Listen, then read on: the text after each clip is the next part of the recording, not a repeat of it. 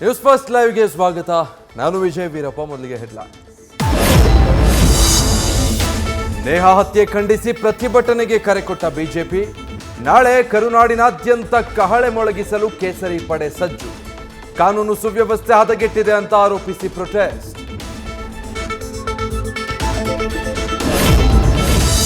ರಮೇಶ್ ಕುಮಾರ್ ಸಭ್ಯ ಮಾತಾಡ್ತಾರೆ ಅನ್ನೋ ಭಾವನೆ ಇತ್ತು, ಆದರೆ ಅವರು ವೈಯಕ್ತಿಕ ನಿಂದನೆ ಮಾಡ್ತಾ ಇದ್ದಾರೆ. ಮೋದಿ ಶನಿ ಎಂದ ಮಾಜಿ ಸ್ಪೀಕರ್ ವಿರುದ್ಧ ಪ್ರಹ್ಲಾದ್ ಜೋಶಿ ಕಿಡಿ.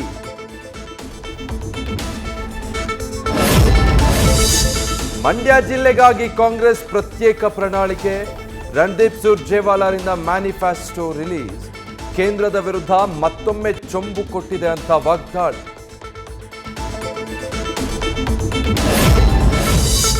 ಪ್ರಧಾನಿ ಮೋದಿ ರಾಜ್ಯಕ್ಕೆ ಬರೀ ಖಾಲಿ ಚೊಂಬು ನೀಡಿದ್ದಾರೆ. ಮೋದಿ ಗೌಡರ ಸಂಬಂಧ ಈಗ ಹೊಸ ಲವ್ವರ್ಸ್ನಂತಿದೆ.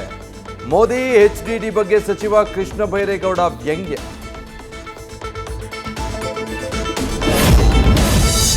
ಮಂಡ್ಯದಲ್ಲಿ ಕುಮಾರಸ್ವಾಮಿ ಪ್ರಚಾರ ಕಾರ್ಯಕ್ರಮದಲ್ಲಿ ನೂಕುನುಗ್ಗಲು. ಎಚ್ಡಿಕೆ ನಿರ್ಗಮಿಸುವ ವೇಳೆ ವೇದಿಕೆ ಮೇಲಿಂದ ಬಿದ್ದ ಮಹಿಳೆ. ತಕ್ಷಣವೇ ಮಹಿಳೆಯನ್ನ ಮೇಲೆತ್ತಿದ ಪೊಲೀಸರು, ಕಾರ್ಯಕರ್ತರು. ನ್ಯೂಸ್ ಫಸ್ಟ್ ನಿರ್ಭೀತಿಯಿಂದ ನಿಮ್ಮ ಪರವಾಗಿ.